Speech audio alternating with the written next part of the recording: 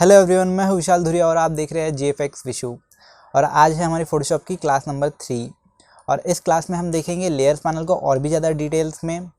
Class शुरू करने से पहले चैनल को सब्सक्राइब कर दीजिए और बेल आइकॉन प्रेस कर दीजिए ताकि जब भी हम न्यू क्लास लेकर आए तो उसकी नोटिफिकेशन आपको सबसे पहले मिले और आपसे कोई क्लास मिस ना हो।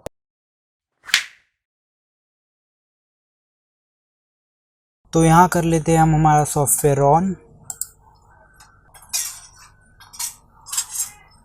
और ये ऑन हो चुका है। और अब हम ले लेंगे हमारी एक न्यू लेयर क्रिएट कर लेंगे।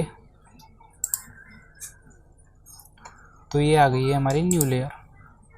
ठीक है, तो ये लेयर पैनल मैंने बाहर निकाल लिया है ताकि आप ठीक तरीके से समझ पाओ। इसलिए मैंने लेयर पैनल का काम है तो लेयर पैनल को साइड में निकाल के रख लिया है। आप यहाँ पर लेयर पैनल को ठीक से देख सकते हो। तो यहाँ पर जैसे ही आप लेयर पैनल में देखोगे तो यहाँ पर एक बैकग्राउंड लेयर करके लिख कर आएगा और उसके साथ में ही एक छोटा सा लॉक बना है। तो ये लॉक क्यों होता है? ताकि आपकी बैकग्राउंड लेयर जो है वो मूव ना हो, इसलिए लॉक होता है। और साथ ही में एक बैकग्राउंड लेयर डिफ़ॉल्टली आपको दी जाती है। तो अब उसके साथ ही में आप सबसे नीचे आइए लेयर पैनल में। लेयर पैनल में सबसे नीचे आइएगा तो देखिएगा यहाँ पर है एक डिलीट ऑप्शन है। वो डिलीट ऑप्शन डिसेबल आ रहा है। वो क्यों? क्योंकि हम बैकग्राउंड लेयर हमारी लॉक है। तो हम जो भी लेयर लॉक होती है बैकग्राउंड में, उसे बैकग्राउंड में या और कोई भी बैकग्राउंड को छोड़कर जो लेयर लॉक होती है उसे हम डिलीट नहीं कर सकते। अगर हमें उस लेयर को डिलीट करना है तो हमें उसका जो लॉक है वो ओपन करना होगा। और उसी के साइड में आप देखोगे तो एक छोटा सा और एक आइकॉन है। वो क्या है? वो है create a new layer icon. तो इससे क्या होता है ना, इससे हम न्यू लेयर क्रिएट कर सकते हैं जितनी भी चाहे उतनी। देखिए 1 2 3 4 5। तो बैकग्राउंड को छोड़कर यहाँ पर सारी इसके ऊपर लेयर्स आएंगी। अब जैसे कि मैंने बुक के एग्जांपल में आपको बताया था कि लेयर्स क्या होती है, लेयर्स कैसे काम करती है। तो उसी तरह से देखिए कि आप समझ लीजिए कि एक बहुत सारी बुक्स का ढेर है और नीचे से जो सबसे नीचे लेयर है वो बैकग्राउंड लेयर होंगी और उसके ऊपर लेयर आएंगी। उसी तरह से यहाँ पर कुछ लेयर्स है। तो जैसे जैसे ऊपर जो नीचे की लेयर है वो ऊपर की लेयर से ओवरलैप हो जाएंगी। ठीक है, तो यहाँ तक हमने देख लिया। उसके बाद में आपको एक ऑप्शन दिखेगा क्रिएट ए न्यू ग्रुप। अब ये क्या करता है? देखिए, जैसे कि मैंने ये एक लेयर ली है, इस पर मैं एक कलर कर लूँगा और जो 2 नंबर की लेयर है मैं उस एक सेकेंड सॉरी, क्योंकि ये फोरग्राउंड कलर पर जो कलर सिलेक्टेड है ब्रश वही कलर लेगा। ओके, तो मैं कर लूँगा कंट्रोल साइड एंड इस कलर को मैंने ऊपर ला लिया। जो सेकेंड लेयर पर मैंने येलो कर दिया है। अब जब मुझे इन दोनों को ग्रुप करके रखना है, जब बहुत सारी लेयर्स हो जाती है ना आपके सामने, तो आप कंफ्यूज होने लगते हो। तो आप क्या कर सकते हो, जो लेयर एक ही टाइप के काम किया आप उसको एक साथ ग्रुप कर सकते हो। तो वो लेयर एक ग्रुप में चल जाएंगी। जैसे कि मैंने यहाँ 1 और 2 को ग्रुप कर दिया और देखिए यहाँ पर एक ग्रुप बन गया है और 1 और 2 लेयर उसके अंदर है। जैसे मैं यहाँ पर एक छोटा सा एरो का आइकॉन दिख रहा है, जैसे मैं उस पर क्लिक करूँगा तो हमारी वो दोनों लेयर दिखेंगी। तो ग्रुप ओपन हो जाएगा और वो लेयर दिखने लगेंगी। ठीक है, अब जो यहाँ पर जो ऑप्शंस है बचे हुए, ये हम जब एडवांस में सीखेंगे तब ये देखेंगे। अभी हम इसके ऊपर आ जाते हैं। जो यहाँ पर अब आपको यहाँ पर कुछ आइकॉन दिख रहे होंगे। ठीक है, तो यहाँ पर आपको लॉक दिख रहा है। अब ये लॉक्स क्या करते हैं? यहाँ पर तो एक लॉक है, लेकिन ये लॉक्स क्या करते हैं? इसके लिए मैं कर लूँगा एक फ़ोटो इंपोर्ट कर लूँगा। तो इंपोर्ट करने के लिए मैं अपनी गैलरी में आता हूँ। यहाँ मैं अपनी गैलरी में आ चुका हूँ और यहाँ से मैंने ले ली एक इमेज। ठीक है, इस ग्रुप को मैं डिलीट कर देता हूँ। ओके, यहाँ पर मैंने जब भी आप कोई इमेज इंपोर्ट करोगे आपके फ़ोटोशॉप सीसी के वर्जन्स में, तो यहाँ पर आपको इस पर एक छोटा सा आइकॉन दिखाई देगा। ये है स्मार्ट ऑब्जेक्ट का आइकॉन। अब स्मार्ट ऑब्जेक्ट क्या होता है ये हम आगे की क्लास में पढ़ेंगे जब हम थोड़ा और एडवांस लेवल में जाएंगे। अभी के लिए जब भी आपको स्मार्ट लेयर का ऑप्शन आ रहा है तो आपको राइट क्लिक करना है और उस लेयर को रेस्टराइज कर देना है। ओके, अगर आप स्मार्ट ऑब्जेक्ट पर काम करोगे तो वो नहीं होगा, वो हम एडवांस क्लास में देखेंगे कि वहाँ पर कैसे होता है। अभी फ़िलहाल के लिए इस लेयर को देख लेते हैं। ठीक है, तो अभी आते हैं हम हमारे फर्स्ट नंबर के लॉक पर। तो फर्स्ट नंबर का जो लॉक है वो है लॉक ट्रांसपेरेंट पिक्सल्स। ओके, अब लॉक ट्रांसपेरेंट पिक्सल्स क्या है, तो मैं इसको थोड़ा छोटा कर दूंगा। अब देखिए मैंने इसको छोटा करने के बाद इसमें कितने पिक्सल्स है, इसमें यहाँ पिक्सल्स है। ओके, अब मैंने यहाँ पर ब्रश टूल ले लिया अपना और मैं इस पर पेंट करूँगा। सॉरी, मैंने लॉक नहीं किया था, ये मैंने यहाँ से इसे लॉक कर दिया। इसे मैंने यहाँ से लॉक कर दिया और देखिए मैं जैसे ही पेंट कर रहा हूँ तो ये सिर्फ इसके अंदर ही पेंट हो रहा है। ऐसा क्यों हो रहा है, क्योंकि हमने इसे लॉक ट्रांसपेरेंट पिक्सल्स किया है। तो जो भी इसके जो यहाँ पर ट्रांसपेरेंट पिक्सल्स है वो उस पर नहीं होगा, क्योंकि वो लॉक हो चुके हैं, तो उस पर वर्क नहीं होगा। जो भी यहाँ पर हमें ऑब्जेक्ट में दिखेगा इसके अंदर ही सिर्फ वर्क होगा आपका। ठीक है, तो ये जो है लॉक ट्रांसपेरेंट पिक्सल्स, ये कुछ इस तरह से वर्क करता है लॉक करने के बाद। अब ठीक उसी की साइड में एक है लॉक इमेज पिक्सल्स। अब देखिए ये क्या वर्क करता है। पहले वाला लॉक हम ओपन कर लेंगे और हम लगाएंगे लॉक इमेज पिक्सल्स। ओके, जैसे हमने लॉक इमेज पिक्सल्स कर दिया तो यहाँ पर आप क्या करोगे, आप इस पर ब्रश नहीं कर पाओगे, क्योंकि ऑलरेडी यहाँ पर ब्रश दिया है। देखिए ब्रश दिया है, तो आप यहाँ पर कोई भी कलर या ब्रश ये नहीं कर पाओगे। समझ में आया। उसी की तरह आप इसकी ओपेसिटी कम कर सकते हो और इसकी फिल कम कर सकते हो। फिल कम नहीं होगा यहाँ। फिल एंड ओपेसिटी क्या है ये मैं आगे आपको बताता हूँ। फ़िलहाल के लिए आप देख लीजिए कि इस पर हम पेंट नहीं कर सकते हैं, क्योंकि हमने लॉक इमेज पिक्सल्स किया है। ठीक है, तो अब हम इसके साइड वाला देखेंगे, इसको हम ओपन कर लेते हैं। इसके साइड में है लॉक पोजीशंस।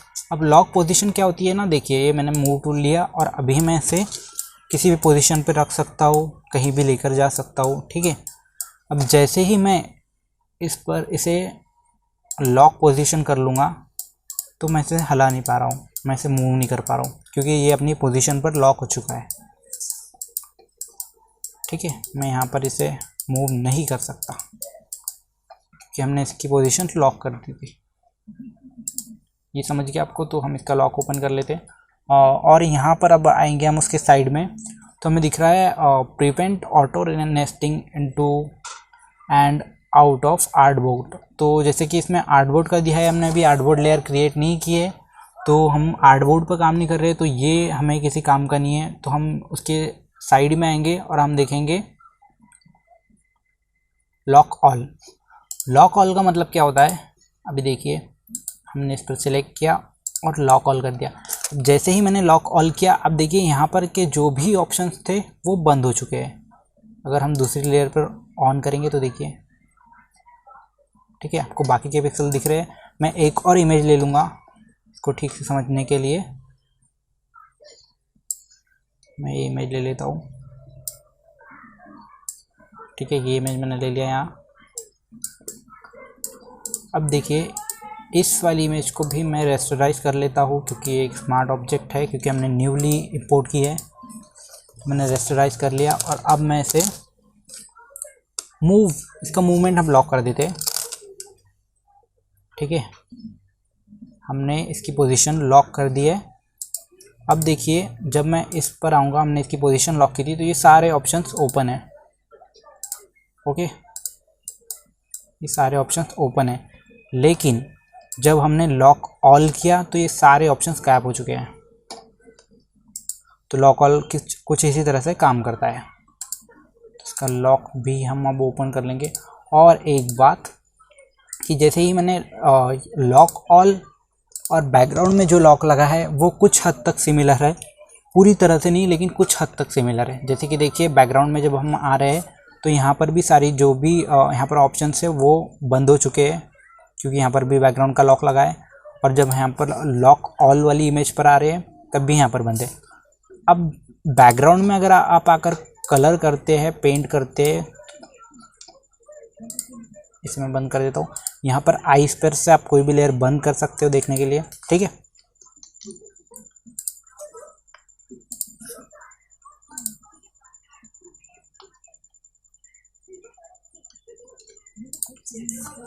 अब देखिए इस लॉक ऑल में आप नहीं कर सकते हैं पेंट या कोई भी चीज़ आप नहीं कर सकते, लेकिन हाँ अगर आप बैकग्राउंड में करना चाहे तो आप बैकग्राउंड में कर सकते हैं।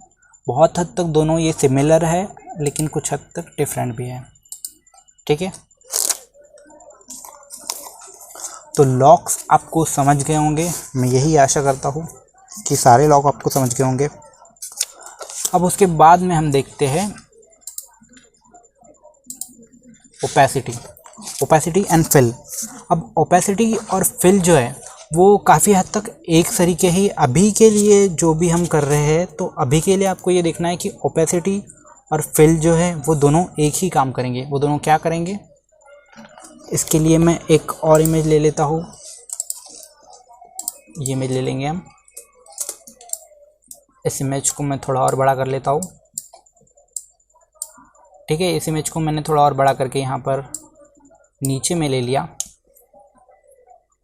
और इसके नीचे रख दिया।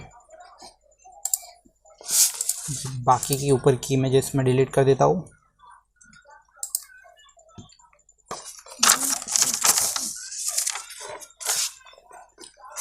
अब देखिए जैसे ही मैं इस लेयर पर क्लिक करके कि ओपेसिटी कम करता हूँ तो ये थोड़ी थोड़ी ट्रांसपेरेंट होना शुरू हो जाएंगी। जितना मैं इसका अमाउंट लूँगा ये उतनी ट्रांसपेरेंसी घटती जाएंगी। यहाँ पर परसेंटेज आ रहा है कि अभी ये 16% विजिबल है, ओके। अगर मैं उसी तरह से इसको 50 कर लूँगा तो ये थोड़ी और विजिबल हो जाएंगी। अगर मैं 90 कर लूँगा तो ये थोड़ी और विजिबल हो जाएंगी। अगर मैं 100 कर लूँगा तो ये पूरी विजिबल हो जाएगी। फिल भी अभी के लिए फिल भी उसी तरह है, देखिए, ठीक है। तो ये दोनों समझ गए आपको। अब उसके बाद यहाँ पर आप देखेंगे ये जो ऑप्शन है ये है ब्लेंडिंग मोड्स का ऑप्शन फोटोशॉप में बहुत जगह होता है। आपने बैनर्स देखे होंगे, आपने कुछ क्रिएटिव आर्ट देखा होगा, तो उन सभी चीज़ों में ब्लेंडिंग मोड का यूज़ बहुत ज़्यादा होता है। तो मैं आपको करके बताता हूँ। ये देखिए यहाँ पर एक डिज़ोल्व है, ठीक है। सबसे पहले नंबर पर नॉर्मल आता है। नॉर्मल मतलब नॉर्मली हमारी एयर मतलब कि ऑफ है ब्लेंडिंग मोड। जैसे ही मैं डिज़ोल्व करता हूँ, डिज़ोल्व में देखिए मैं जूम करके आपको बताता हूँ। जूम करने के लिए मैंने क्या किया है, कंट्रोल प्लस जब आप करोगे तो आपका जो कैनवस है आप उसको जूम कर सकते हो, जूम करके देख सकते हो। उसी तरह से अगर आपको जूम आउट करना है तो आप कंट्रोल माइनस कर सकते हो, देखा, जिसकी मदद से ये छोटा हो जाएगा, जूम आउट हो जाएगा, ठीक है। अभी डिज़ोल्व पर हम आए हैं तो ये मैंने डिज़ोल्व ऑप्शन, ब्लेंडिंग मोड का डिज़ोल्व ऑप्शन सेलेक्ट किया है। तो आप देखिए यहाँ पर छोटे छोटे पिक्सल आपको दिखाई दे रहे हैं और छोटे छोटे। उसके बाद में ये क्या होता है, जैसे ही मैं यहाँ से ओपेसिटी कम करूँगा तो आप देखिए इसमें के जो रैंडमली ये पिक्सल्स है ये डिलीट करते जा रहा है और डिज़ोल्व करते जा रहा है, ठीक है। रैंडमली ये पिक्सल्स डिलीट करता है। जब आप डिज़ोल्व ऑप्शन लेते हो, डिज़ोल्व में अगर आप ओपेसिटी फुल रखोगे तो ये पूरा दिखाई देगा। जैसे जैसे आप ओपेसिटी कम करोगे तो इसमें के रैंडमली कुछ पिक्सल्स डिलीट करते जाएगा, ठीक है। अब उसी तरह से यहाँ पर कुछ कॉलम्स है। यहाँ पर देखिए लाइंस बनी है तो ये डिवाइड करके रखा है। डिज़ोल्व को एक अलग तरीके से रखा है, डार्कन को एक अलग तरीके से रखा है। अभी देखिए जैसे ही आप यहाँ पर से कोई भी ऑप्शन लेते हो तो ये एक इसकी कोई निश्चित ही नहीं है कि ये उसी तरह से काम करेगा। कि अगर मैं बोल दूँ कि इस ऑप्शन पे आने के बाद ये इस तरह से ही दिखेगा। जैसे जैसे आपकी इमेज रहेंगी, जिस तरह से आपकी इमेज रहेंगी, आपके इमेज में कलर रहेंगे, ये उसी तरह से वेरिएशन में काम करेगा, आप इसका यूज़ जितना ज़्यादा करोगे, जितना ज़्यादा इसमें प्रैक्टिस करोगे, उतनी अच्छी तरह से आप इसको समझ पाओगे।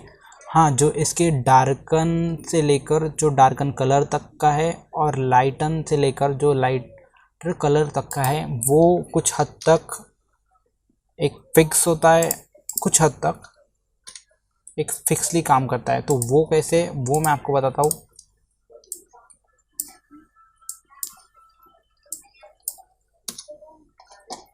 इसके लिए मुझे एक नई लेयर लेनी होगी। ये लेयर हम ले लेंगे, ठीक है। अब मैं इसको क्या कर लूँगा, मैं आऊँगा ब्लेंडिंग मोड पर। सबसे पहले अब जब भी हम यहाँ पर लाएंगे तो ये जो लेयर होंगी ये ट्रांसफॉर्म में होंगी। तो इसका ट्रांसफॉर्म हटाने के लिए आपको एक बार एंटर दबाना होगा। ये जो डायगोनल क्रॉस दिख रहा है आपको, ये डायगोनल क्रॉस जैसे ही हट जाएंगे तो समझिएगा कि ट्रांसफॉर्म में से आपकी इमेज हट चुकी है। और अगर आपको फिर से ट्रांसफॉर्म करना है तो आपको क्या करना होगा, आपको करना होगा कंट्रोल टी। आप कंट्रोल टी जैसे ही करोगे तो आपकी इमेज ट्रांसफॉर्म होने लगेंगी। आप उसे छोटा बड़ा कर सकते हो और जैसे ही आप एंटर करोगे आपका ट्रांसफॉर्म हट जाएगा। आप एक और चीज़ कर सकते हो, आप जो ये डॉट्स दिख रहे हैं या ये लाइन दिख रही है इसकी बॉर्डर, आप यहाँ पर एक बार क्लिक कर सकते हो तो आपका ट्रांसफॉर्म आ जाएगा। ये भी एक ऑप्शन है ट्रांसफॉर्म को लाने का, ठीक है। अभी मैंने यहाँ पर लाके ड्रैग एंड ड्रॉप कर दिया। उसके बाद इसका हम स्मार्ट ऑब्जेक्ट से इसको रेस्टोराइज कर लेते हैं, ठीक है। तो हमने अब देखिए मैं आऊँगा ब्लेंडिंग मोड पर। ब्लेंडिंग मोड पर आने के बाद मैं जैसे ही डार्कन करता हूँ तो ये प्रायोरिटीज़ देगा डार्क कलर्स को। ये सिर्फ डार्क कलर्स में ही रिजल्ट दिखाएगा। जितने भी लाइट कलर्स होंगे ये उनको एलिमिनेट कर देगा और डिलीट कर देगा। एक्चुअली डिलीट नहीं करेगा, वो कलर वही होंगे बट आपको दिखाई नहीं देंगे, इनविजिबल कर देगा उनको, ओके। डार्कन मल्टीप्लाई है, डार्कन के बाद मल्टीप्लाई है, लीनियर बर्न है। देखा वाइट कलर जो था इसके साथ वाला वो पूरी तरह से गायब हो चुका है। अब उसी तरह से अगर मैं लाइटन करता हूँ तो ये क्या करेगा, ये लाइटन कलर को प्रायोरिटीज देगा और डार्कन कलर को इनविजिबल कर देगा। लाइटन लिया मैंने तो आप देख सकते हो इसके बीच का जो है ब्लैक वाला कलर वो इनविजिबल हो चुका है। स्क्रीन में करूँगा, स्क्रीन करके कलर डॉज करके देखेंगे, देखिए लीनियर डॉज, ठीक है। तो इस तरह से कुछ इस तरह से काम करता है। उसी तरह के से नीचे के ऑप्शन है, ठीक है, देखा। तो ये जो नीचे के ऑप्शन है इनकी कोई फिक्स नहीं है कि ये किस तरह से काम करेंगे। हाँ, इन लोगों को कुछ हद तक बोल सकते हो कि ये दो column dark and lighten colour पर कैसे रिएक्ट करते हैं, वो मैंने आपको बताया।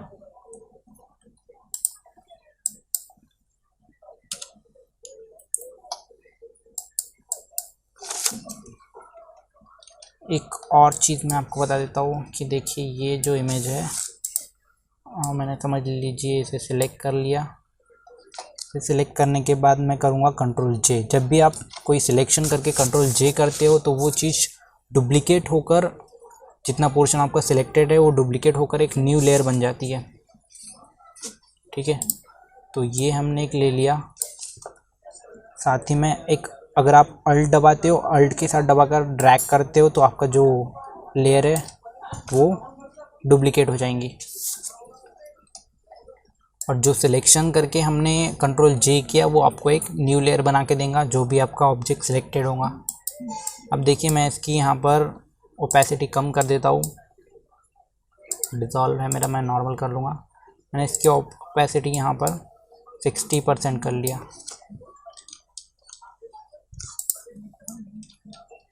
अच्छी की लेयर में थोड़ी बड़ी कर लेता हूँ।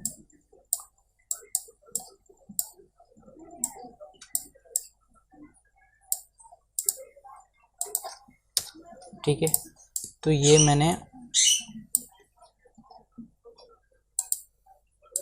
इसे मैंने कर दिया 36% और इसको मैं ओपेसिटी कम करने के बजाय मैं इसे ब्लेंड करूँगा। आप यहाँ पर देख सकते हो। आप यहाँ पर एक बार क्लिक कर सकते हो और उसके बाद में जो आपके राइट लेफ़्ट अप डाउन की माउस की बटन्स होती है जो कीबोर्ड में दी होती है, आप उसे यूज़ कर सकते हो। जैसे मैं नीचे की दबा रहा हूँ तो नेक्स्ट नेक्स्ट मुझे सिलेक्ट करके दे रहा है। तो उस तरह से आप देख सकते हो कि कौन सा प्रॉपरली आपकी इमेज और आपको सही रिज़ल्ट देता है, आपके वर्क पर सही रिज़ल्ट देता है। देखा, तो ये मुझे कुछ ठीक लग रहा है। देखिए इससे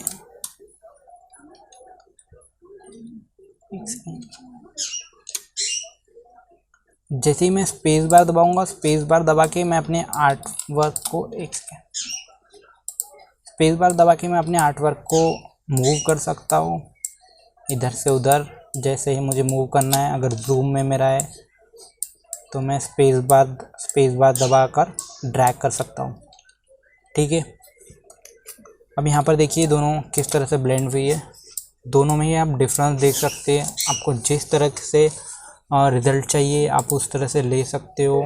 आपको ये हर कलर्स में और हर इमेज पर अलग तरीके से रिज़ल्ट देगा, तो आप प्रैक्टिस के थ्रू देख सकते हो, तो आप उसमें प्रॉपरली ट्रेंड हो जाओगे।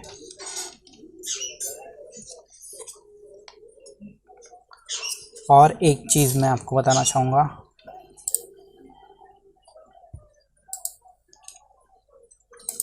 जैसे कि हमने यहाँ पर क्राउन लिया था तो इसका जो बैकग्राउंड था वो वाइट था और जो हमारा ऑब्जेक्ट था क्राउन वो ब्लैक था।